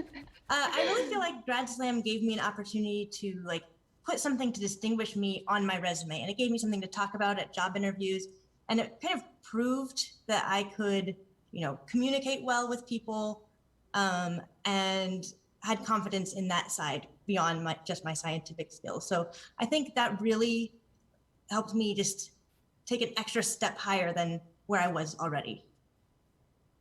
One thing that I learned from Grad Slam is that on top of me finding my PhD research to be super interesting, other people also thought it was interesting. So I like that.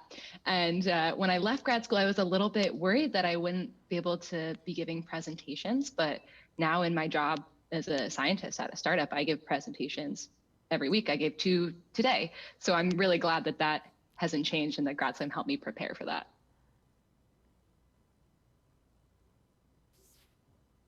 Alana? Oh, yes. Ditto everything they said. I'm still in awe by like all the pitches that just happened. But you know, for me, Grad Slam helped with getting the skills to present in a general audience, but also just appreciate other fields. I mean, we're not just talking about chemistry, which is what I'm in. It's all these other disciplines, and they're so interesting. So it just opens my mind a bit too to be exposed to all these different research fields, and it's just great. Yeah, I'm processing. Sorry, guys. Great pitches. Dean Hayes, do you have any questions for anyone? Well, I'll just say, first of all, Alana, that is my life. That is my job now. And it is such a cool job because I get to talk to some subset of 7,000 grad students every day and learn all of these amazing new fields. And it's as inspiring as you suggested that it might be. I guess the big question that I would have for all of you is, now looking back, you know, in 1 or 2, or in some cases 4 or 5 years later, what is the number one thing that you think whoever wins tonight should take with them to the next round as they go on to the system-wide competition? Because we have to beat down, you know, 9 other campuses soon so that we can crown our winner the system-wide winner. Love to know what advice you all have. I guess my advice would be to just be yourself. Like, you won this competition by being yourself, talking about your own research and showing your passion. And that's exactly what would win you the competition in the end. So I think that really is important. Completely agree. That was going to be mine as well. They're going to be awesome 9 other people, but like, you know who they are. Everyone is unique and so comfortable with themselves. So I think you just also have to bring yourself and be 100% you.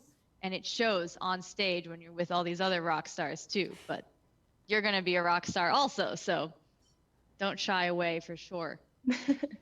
I would say another thing is you're inevitably going to be nervous. I'm not sure if the system-wide finals will be, you know, pre-recorded or what, but try your best to work with Bree to tackle those nerves. And one thing that I wish I had thought more about in my preparation is that the audience in that room is there for you. They support you. And when you try to keep that in mind, that you're presenting to a friendly audience, hopefully that makes it a little bit easier and less scary. Yes, I absolutely love that Utilize advice. Bree all you can. I love that advice, all of you. You know, Megan, I've always taken with me that in any presentation, the audience really wants you to succeed because they want an interesting presentation. And we got to all benefit from that tonight with 10 amazing presentations, and love the idea to just be yourselves. You are all such stars that being yourselves can't go wrong. And then I maybe have one more question for everyone. I know that after using this pitch, it takes on various forms, you know, depending on who you're talking to and where you are. Have you been surprised by how you've used your research elevator pitch? Have there been interesting situations that have popped up?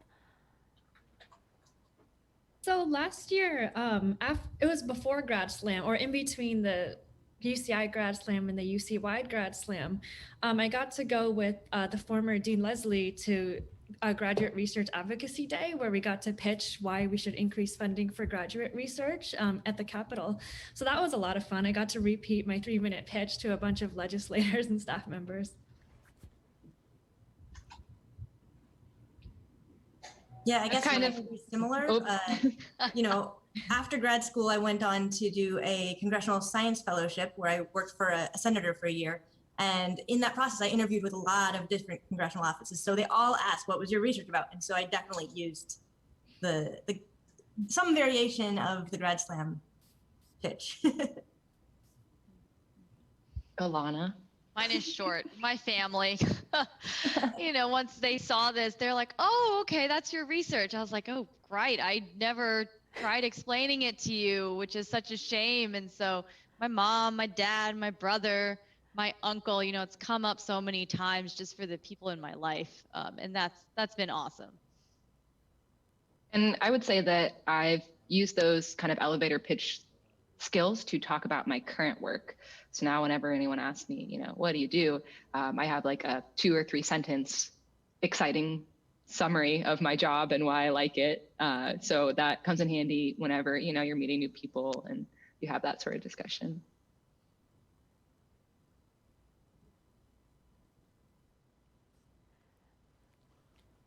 Yes, I love all of this. And I've had the privilege of being able to keep in touch with you all after Grad Slam is over, and I've been able to check in with your journey, and I find it genuinely inspiring that all of you have gone on to do such amazing things. And I think the only other question I really have is, what's been the thing that you found really helpful on your career journey? And we know how important the elevator pitch is, but is there something else that has helped you navigate the world after school? Yes. That's good. Someone else can go first, I'm thinking.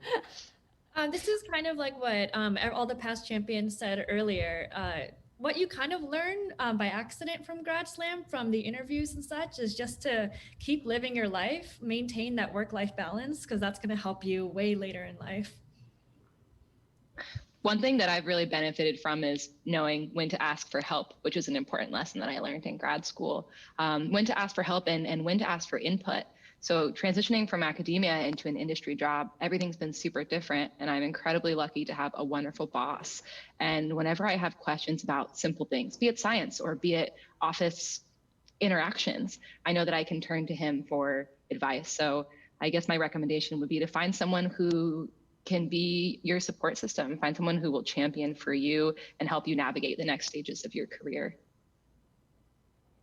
I love that. And I think that for me, being able to be with all of you and all of the speakers tonight has been really impactful and really helpful for me on my career journey. And I want to thank you all for coming back. Oh, thank you, Bree. Thank you, yes. It's so nice to see you all. It's so good to see you too, Bree. Now, everyone, we are just moments away from learning who the 2021 UCI Grad Slam champion will be. But first, let's take one final look back at our past winners and their crowning moments.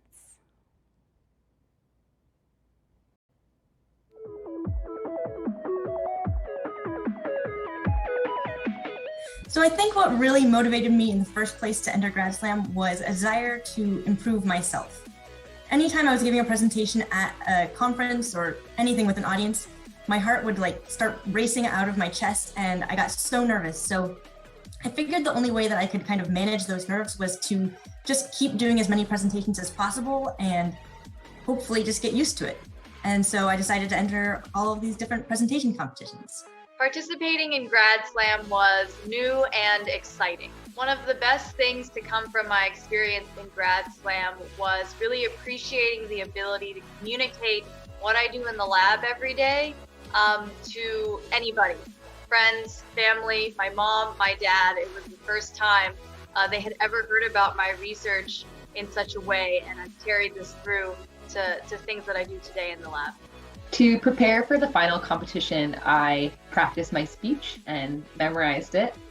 The most nerve-wracking thing was being worried about stage fright and worrying about forgetting what I wanted to say. There's no such thing as a perfect pitch because every audience will have a different opinion, whether or not they're a judge or someone else. So whatever happens is meant to be, so just have fun. And this opportunity will benefit you in so many aspects of your career moving forward. First of all, congratulations to our Grad Slam champion this year. I wish you all the best as you represent UCI on the system-wide stage. If I could give you one piece of advice, it would be to remember that your pitch is something that should be eye-opening and inspiring to your audience. Try to make it a story, make it inspiring, like I said, and I think that those pitches are extremely compelling and you will represent UCI wonderfully. I think at this point, I would like to hear that everybody has done a really great job, and the competition is stiff every year, and so win or lose, it doesn't really matter. The important thing is that you've gotten something out of this competition. I haven't experienced an event like that recently. And so if you are a participant now or you want to participate later, go for it, because it's an excellent event to kind of spark up something new in your graduate career. This pandemic has changed everything, but not all the changes are for the worse. And we really appreciate you being here in our new format for Grad Slam. We're excited about some of the new opportunities it's given us to change the competition and try some new things.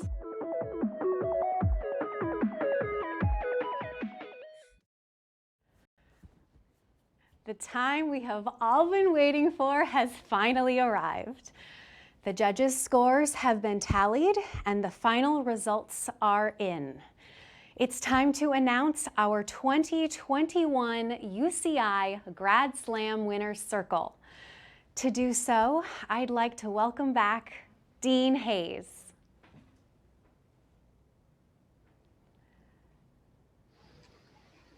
I think we're getting all our finalists back on camera for a moment so you can see all 10 of them together one more time.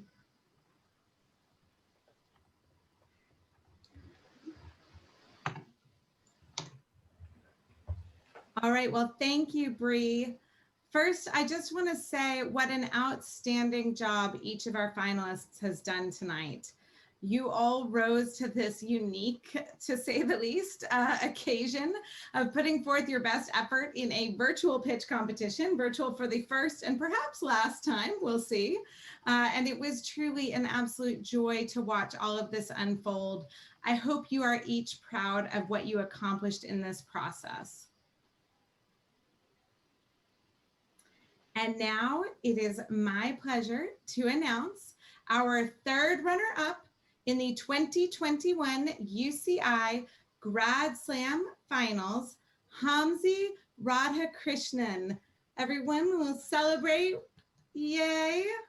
Hamzi is from mathematical, computational, and systems biology, as well as neurobiology and behavior. Wow, that is a mouthful. You neuroscientists like to say a lot of words. All right. So next up is our second runner-up in the 2021 UCI Grad Slam Finals.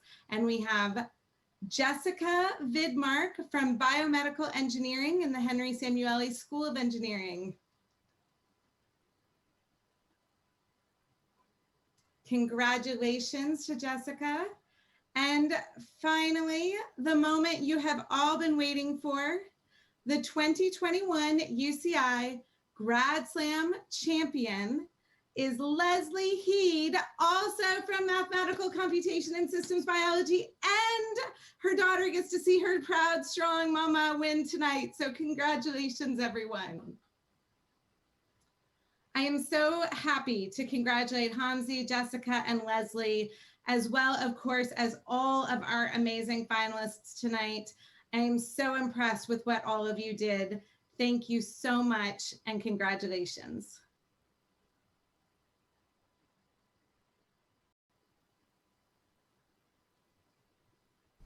Wow, what a finale.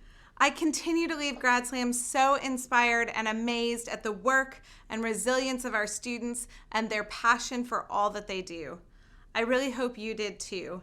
I know that there are many ways you can spend your evening, even during a pandemic, and many demands on our time these days, so I am honored that you chose to spend some of it with us. I hope you feel as inspired as I do. And I want to take this opportunity to remind you that tonight's UCI Grad Slam champion will compete in the UC system-wide Grad Slam competition on May 7th at 9:45 in the morning until 11:15 in a live-streamed event similar to what you saw here this evening. Only our UCI champion will go up against the 9 other UC champions in a battle for the UC title and a first place prize of $7,000. We really want to be sure all of you return to support our champion and place your vote for the People's Choice Award, because that winner will also receive $1,000. So you can see there is plenty of prize money on the line, and of course the glory of the title and the Slammy. So be sure to mark your calendar for May 7th and bring your enthusiasm and your UCI Anteater pride back for more. Congratulations to all of the finalists on their outstanding competition pitches. You truly are the beating heart of graduate education at UCI, and I am so proud of your contribution to our campus this evening. You each did a wonderful job. And once again, thank you, our audience, our judges, and everyone who's been supporting Grad Slam for joining us this evening and for being such vital members of our UCI graduate community.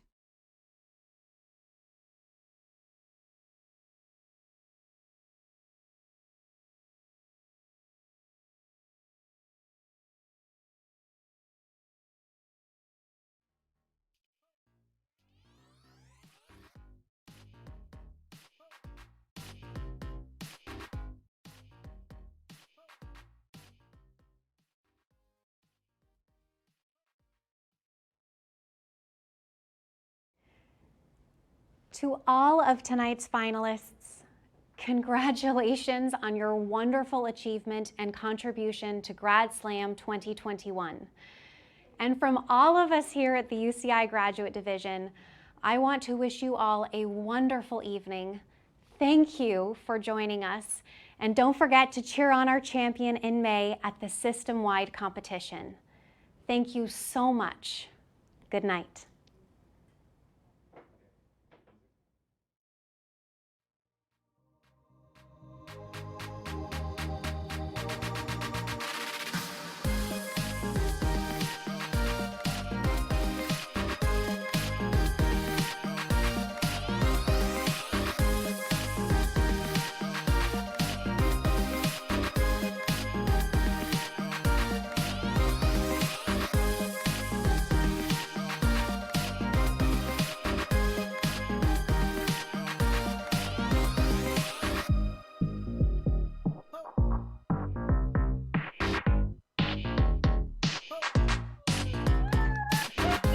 Can't stop, won't stop.